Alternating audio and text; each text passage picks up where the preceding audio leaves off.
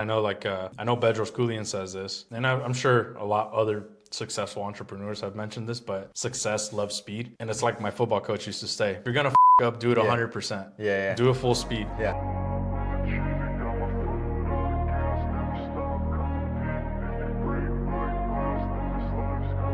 I wanna be the best in the game, invest in my name, check no restraints, I'm obsessed with the pain, I ingest, I retain, assess and I change, possessed by the thought I'll Way be of free doing one day. it. I think a lot of us, and me, I'm only 29, dirty 30s this year in September, so I still have time. But so I'm like in that in between of like technology, automizing, and doing like all this what I would consider like a not a new era, but like new stuff, new systems. Yeah. Or I guess I shouldn't say that they're new systems, but new to me. I was raised a very old school, do-it-yourself kind of thing, kind of like Lightning McQueen, I think like a one-man show kind of thing. So I think that's very common in like the construction industry Yeah. in general too. So yeah, so I think that this is an important thing that I feel like a lot of us should try to do more is a lot of testing, try to optimize a lot of the technology and stuff, and kind of like they say is don't get left behind with the time and stay up to date. See, my prediction is you're gonna do way better than me probably by the time you hit my age. Probably gonna be trying to like catch up and surpass, and so I think this is like a good dangerous friendship. It's like I'm gonna see you doing good, and I'll be like, oh, he's not gonna leave me behind, so I'm gonna it's gonna be like a back and forth battle, but it'll be good. it's good competition. Like I mean, I even get excited about like the competition like locally that I'm talking about. It's like, all right, what can we do to surpass them? And I come from all throughout growing up in high school, I played sports, so I have a little bit of that competitive gene in me. But no, I think it's good. I mean, it pushes us to be better. Yeah, it's where it's like simple. I wouldn't say simple, but things like that to where you're actually calling other businesses to see how quickly they get back to you to see the experience. Coffee stand owners that I know locally here in the area, I know that sometimes they'll go around to other coffee stands to kind of look at pricing, look at what the service is like and Scout stuff like that. competition. So and It's so like watching game film when you play sports. yeah, exactly. Something that I'm definitely going to be starting to do a little bit more. So even if someone's already doing it, if it works, why reinvent the wheel? Yeah. One of the things that I've found to be really interesting is the balance between everything being better and attacking the few things that actually matter. Because, you hear Alex Hormozy. I love listening to him talk business with business owners, like when he posts the stuff from their events and he answers questions, or like the book launch is really good. Yeah. They always cut straight to like what is the most important thing that matters. I think a lot of times,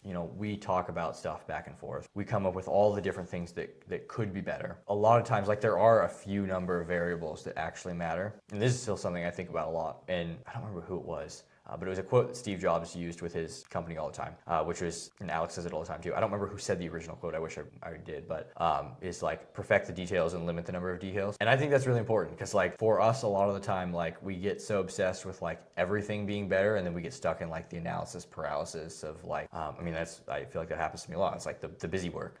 It's like, how do we make this 5-10% better? And it's like this thing that doesn't really matter. So there's some element of like, yeah, we always have to be innovating, and we always got to be changing, and we always got to be keeping up with the times and whatever. But I think, that applies significantly more to the things that drive growth, the things that matter. Because otherwise we just get stuck in like, we optimize everything forever. And it's like people that rebuild their website every 3 months. It's like, doesn't make a big difference. So yeah, and I know I know Bedros Keuilian says this, and I'm sure a lot other successful entrepreneurs have mentioned this, but success loves speed. And it's like my football coach used to say, if you're gonna up, do it 100%. Do it full speed. So if you're gonna do something, whether it's gonna work or not, none of us know if it's gonna work 100%. That's one of the things that I've been doing lately is when I do something, do it as fast as I can do it. It either works or it doesn't. And if it doesn't, adjust. Yeah, that's one thing that I used to be like, well, shouldn't you want to take your time, make sure the quality of this and that? But like you're saying, it's like you're taking your time to do all these little things, and like the main thing that like all you need is just produce volume. Yeah. And that's where like I know Alex brings it up. You produce a lot of volume, and I might be butchering this, but like you produce a lot of volume. Luck is not really a thing. That's volume negates luck. Yeah, there you go. Yeah. He talks about all the time too, like quantity is quality a lot of the time. Yeah. He tells the story of the pottery teacher, and he had two groups of students in his class. And one group, he said, your only assignment for the entire semester is to make the best clay pot that you can. That's the only thing you have to do. You only have to make one. And the other group, he said, your only objective is to make as many as you can. And what ended up happening was that they got to the end of the semester, and the students who had made as many clay pots as they could ended up making a better clay clay pot, like their last one was better than these students who their only objective was to make one perfect pot. But the repetition that this other group did ended up creating a better product because they had done it so many times that at the end, the edges were smoother. The pot was, like it wasn't misshapen because they had made 5,000 of these things already. When, like get stuck in this, analysis paralysis, make the perfect thing the first try. And then it's like, you can only get so much better on the, on the first try. And this is something I like. Making one perfect clay pot is something that like I do still struggle with. I want to launch with the perfect brand and the perfect messaging and the perfect whatever. And it's like, it never is going to be perfect until we do it over and over again. So yeah, biggest critiques is ourselves. And we look at something, analyze it, overanalyze it, and we're like, nah, this isn't good enough. I need to tweak this around. But it's like, I feel like a lot of people wouldn't necessarily care too much about what's being put out there. Yeah, just don't get stuck in the same thing or overanalyzing one thing. So what are some books that have helped you in your business journey so far? The Hormozy series, it was like my entry into what is business. The $100 million series was super pivotal for me. I think the $100 million offers, which is the first book, is also super pivotal to like the way I view the world, in like what people want. So so that's been really, really helpful. One of the things that has been super impactful on me is the book that I just finished again, which is Elon's biography by Walter Isaacson. I think that book is the best representation I have found of a clear documentation of what it means to be a champion. That book is a very good documentation of what it means to leave no doubt whether the mission will be successful or not. And I think just as a principle on life, the ideas that are outlined within the book, which is like Elon talks a lot about being hardcore, being obsessed, leaving no doubt. If we have something we need to do, but we have the idea, like there's a story in the book that I really like. When he started the Boring Company, which is they drill tunnels underground. He had a very simple view of like what the machines that do the boring should be. They should be like the gophers in my yard or whatever. And they had found this, he had a top engineer at, I believe it was SpaceX, that he pulled in for this project, told him that he needed to find, he was like, basically, how do we drill these tunnels? And he called him at like 2 a.m. He guy answers the phone, he just woken up, and he goes, how do we drill these tunnels? I'll give you, a couple hours to think about it, and then we'll talk about it again. And so 3 hours later, they talk again or something like that. I don't know if it was 3 or 4 hours later, but they talk again, and the guy's like, okay, I think we can do it like, with these machines that have been manufactured. Elon goes, okay, great. How much do those cost? And the guy goes, $5 million each. And he says, all right, buy 3 of them and have them ready by the time I get there on my jet. And 90 of those examples throughout the book. But I think over and over again, it's just like, it's a reinforcement that there is no limit on what we are capable of. There's no limit on how much normal we can buck and, how absurd we can be in the pursuit of a mission. And I think that's what makes it, one of my favorite books of all time. So it's just idea, plan, execution. Yeah, it's just like over and over again. And he's just like, I could go on and on about Elon. He's a one in a million. We are incredibly lucky to be able to witness like what he's doing in real time. Yeah. And then that book and the $100 million books, I would say those are like the two main ones that have been super impactful for me, just because one of the things that I see really often is that like there is lots of advice that is given that is earned from personal experience, and it got somebody to a goal that they had or past an obstacle, and they give it as general advice. And I struggle with that because I think there are very few truths that we know, and I try to make all my decisions by optimizing against those truths. Like I optimize against the laws of physics. What is not going to change? And one of the reasons that I like Alex's book so much and Alex's stuff so much is that because he has kind of like the philosophy background, his business stuff is also really difficult to break logically. I find there are lots of people in business that give advice and they'll say things like,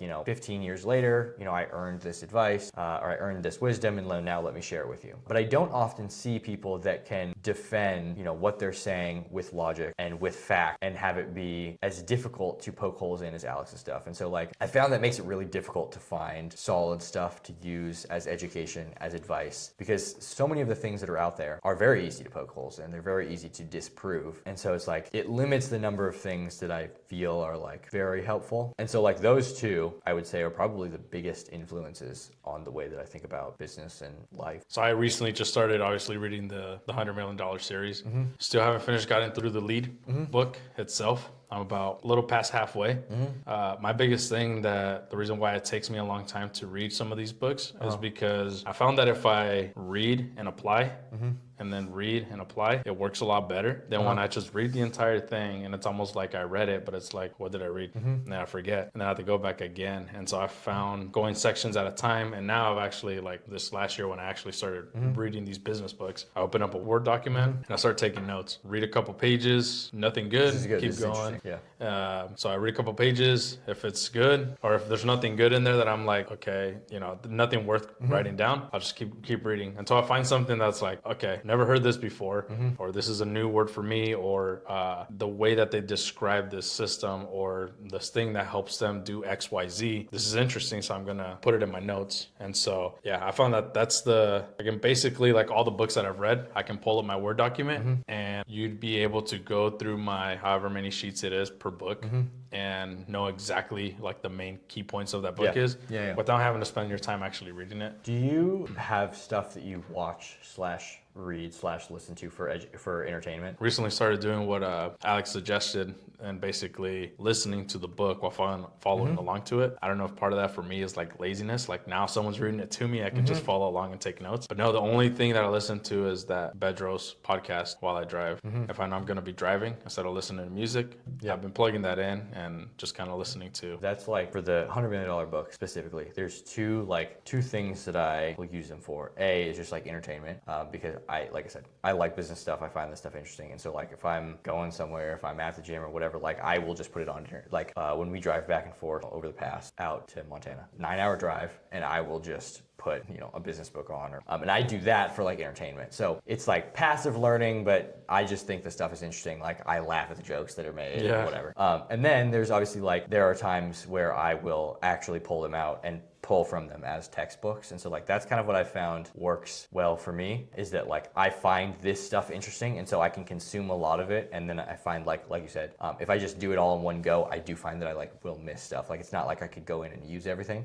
I find it super entertaining. But then like when it is time to go in and use it, I will then scan like, okay, I remember somewhat of this section. I'm gonna go in, I'm gonna pull something from here. And then at that point I have like a rough idea of like what the material is, and then I can go in and like find the specifics again. I found that works well for me just because like I said, there are so few things that I actually listen to that I will just listen to the same thing over and over again that I find entertaining, like these few, you know, Q&A podcasts or the $100 million series, or like you know, I've now listened through Elon's book like I don't know, like 4 times. And obviously like you know, it's not every one of them is like I'm trying to educate myself as much as I can. But I don't really have anything that like I don't have a ton of stuff that I watch or listen to for entertainment. So I was curious what your split is there. Well, if I'm at home, I've like gotten this habit when I'm eating. I'll what's it called? I usually eat with the kids. They usually put on something educational on their like Amazon iPad. That's like learning and engaging. I don't know, military stuff for me. I'll look at like Delta Special Ops. I'll look at Goggins. I'll look at some of these other guys that have like a YouTube podcast where they talk about special ops, SEAL teams. It's like the Jocko Willink, him having like special forces guys on and stuff like that. And them talking about operations. And it's like, that's my goal, is to create the system for this business, very militant. Like in the military, everyone has a job. If something goes wrong on, let's just pick an airplane for the Navy, aviation wise, or Air Force, something goes wrong on the plane, they figure out what that part is, and there's only one person that installs that exact part, so they know exactly who created the error. That's kind of something that's always drawn me. Like, you know, I don't know if you saw, but the post I made of on Facebook and Instagram was basically just showing a little bit of my background. Is I wanted to go to the military when I was in high school. Like that was my thing, and I wanted to be a ranger, go do some cool stuff overseas, kicking doors, like, you know, all the stuff you see in these like jarhead movies and stuff growing up. And so military is kind of like my pastime. So I just watch anything related to military, how they operate, how they communicate, how they work, and then I'm like, that's an interesting concept, and I can apply that to business this way. It's funny because like now, since going to that whole seminar with Alex, my wife's probably heard me say Alex this, Alex that. So now she actually knows, and she's like, she knows the stuff he talks about and how it actually resonates and helps and stuff like that. But my fiance and I now we'll watch his videos together. which I think is really funny. Because for a long time, she was like, I don't know who this guy is, and I don't like him. And now it's like, yeah, I mean, we talk about it, and like, I think the reason that I like business so much is because, again, like I said, like I am a capitalist. I think capitalism is the best system we have for civilization. That being said, because we live in a capitalist economy, business is the rules of the game. It's like what drives everything, and it's also like so applicable to so many things in life. The framework for things like mental toughness or execution or communication training are like, okay, how do we get this person to change their behavior and do what they want or do what we want them to do in a business sense? Also applies to like, you know, where are we miscommunicating in our relationship? What is the miscue here where like we are saying things to each other back and forth, and we are saying, you know, we are making face noise at each other, and each person is perceiving that same noise differently. Where's the miscommunication here? And it's like the same problem that arises when you're trying to like teach somebody how to do something or, you know, communicate an idea is like so applicable to having a better conversation with people, you know, having a more a clearer expectation set in a relationship. Like I think that is why I love this stuff so much, is that it's like, I think Alex says this, but it's business is like the best path to personal development. And I also see it as like the best path to like understanding the world around us. And I think that's part of what makes it so interesting to me. Part of what I'm doing right now is like I'm starting to have some level of content that I'm going to be producing. And we'll see how much I do that. Like it's going to be probably infrequent. One of the things that I am fairly passionate about is like people vilify business a lot, but not only is it the system that makes the world go around, the things that make people hate business owners is all based on misinformation. I gave this example the other day. People talk about raising corporate taxes a lot to tax the rich, but Netflix runs 6% net margin. And so if we add a 10% corporate tax to a business that runs 6% net margins, they're not going to eat that. They're not going to go negative revenue or negative profit because you add corporate tax. Netflix just gets 10% more expensive. Yeah. And there's like, that's one example, but there's so many of these things that I don't know that I'll ever go on too much of like a political journey like publicly, but it's something that I try to talk to like family a lot about, because it just ends up in us making uneducated decisions if you like believe these lies. I'm a big believer in like setting a goal, like the beginning of every conversation, the beginning of every interaction, let's set a goal. What are we trying to achieve? What are we trying to get to? And then like, let's make all of our actions align with that, because otherwise we just end up with stuff we didn't want. Yeah. And so that's like what I see happen all the time. People make a judgment based on information that is incorrect, and then take action based on information that is incorrect, and then wonder why they didn't get the result they wanted. And that's something that like, it frustrates me more than it should, only because like, as I've gotten more into this world, it's like become such a lens for like clarity of what actually happens, that when I see that kind of thing happening, I just like, I wish I could educate. I wish I could share more. Yeah, no, and it's a tough one. I came from what a lot of people know as the ghetto. So growing up in LA, Long Beach, and then the Valley of San Fernando, obviously gangs is a huge part of the LA culture and everything there. So it's kind of hard to avoid any of that. And one of the things that I've noticed from living in those kinds of areas is what I call the victim mentality.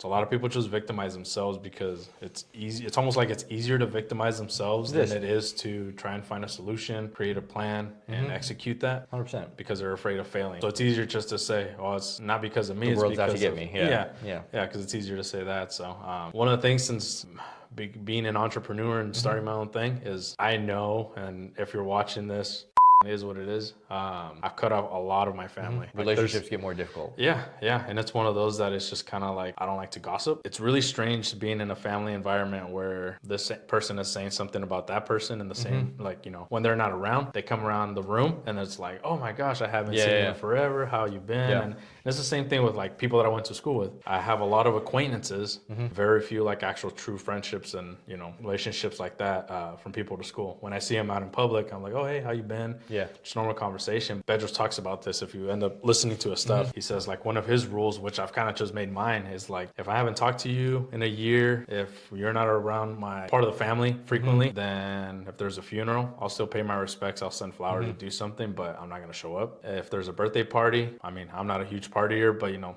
stuff like that, to be able to manage your time and only put time into stuff that's valuable to you. Yeah. And so to me, if you're not part of the day-to-day, it just doesn't make sense to invest that kind of time into things like that. So I think it's tough. It's like, I think the toughest part for me is that I have, you know, a lot of well-meaning family as well. That is like, you know, what do you mean? You can't come to, you know, the third get-together for Christmas? Like, you know, this has been a tradition forever.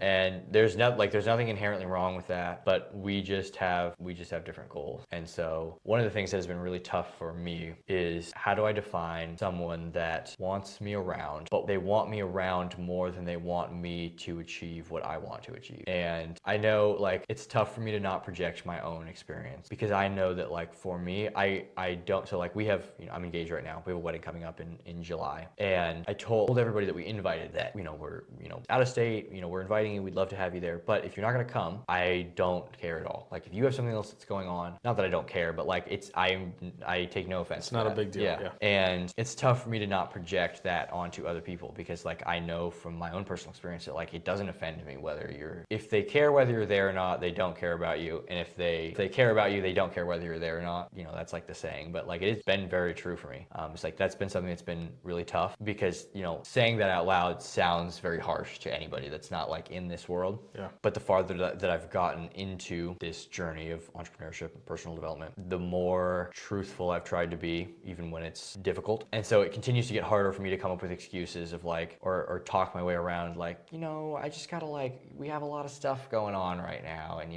whatever. It's just like a lot of the things that people want you to come to. If you were honest with yourself, do I want to go or not? Or is this productive? Like the answer would just be responding like, no, I don't want to come. Yeah. Or no, it's not best for me to come. Yeah. And that's been something that's been really tough for me, is like, how do I want them to be okay with it. I don't want them to think that it's a judgment on them. Yeah. It's just required for what I want to do. That's the difficult part of it, is I don't think they'll fully understand. Mm-hmm. I'm gonna say, I stay in touch with my parents fairly frequent, but not as much as like, it's almost like they expect me to be around, or like not just my parents but family, be around, talk to them as much as I used to when I lived there, and wasn't doing anything, just going to school or whatever. Yeah. But yeah, it's one of those things that's like, there's family traditions both on my side and my wife's side, but it's one of those that I told her, well, we have our own family. Yeah. We have different goals. Yeah. We want to be in a different, put ourselves in a different position. I want to be the first millionaire in the family. Yeah. There hasn't been one, and I want to make that a thing for future generation in the family as like a goal.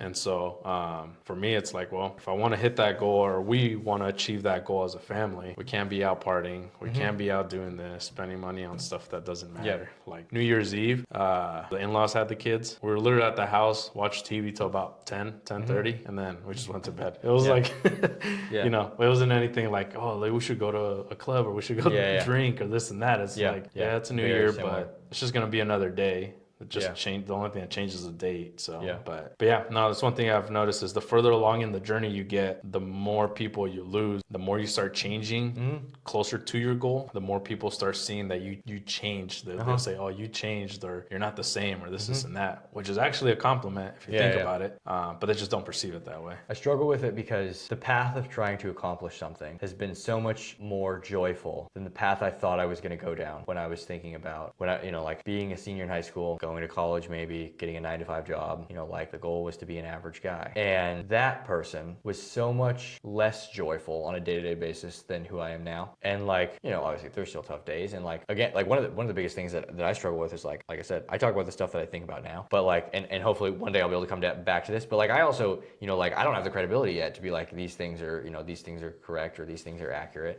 because I haven't made it yet. Like, I mean, I built myself a full-time job, which is like, kind of like step one of stepping out of the traditional path, but like I haven't gotten there yet. But anyways, it just saddens me, because the farther I go down this path, the more it's like, it's so much easier to be around like-minded people. It's just like, I prefer being around a group of people that, like, if you're not there for something, they don't get offended, like that ask you how the goals are going, keep you accountable to it, whatever. But I find like, I feel a little bit of guilt in that, only because like, I hope the drive, the purpose, and the joy that I have found is something that all the people that have been in my life are able to achieve. And so it's like, it's a weird balance for me, because on one hand, like, it only gets easier to continue to be around like-minded people, and they get more accessible, but there's still a part of me that wants to explain like why, or like wants to explain the feeling of like having something that you're working towards. And like, for me, I define it as like, you're less shakeable when you're working towards something, because like, you can have something bad happen, you can have a bad day, you can have a bad interaction, you can have an election not go the way that you want, you can have a relationship not go the way that you want. And I have found there's a sense of security in knowing that you're going somewhere. The place that you're going is only under your control, and no matter what happens around you, you can still continue to work towards that thing. It saddens me to think that I don't think a lot of people have that. I think a lot of people are very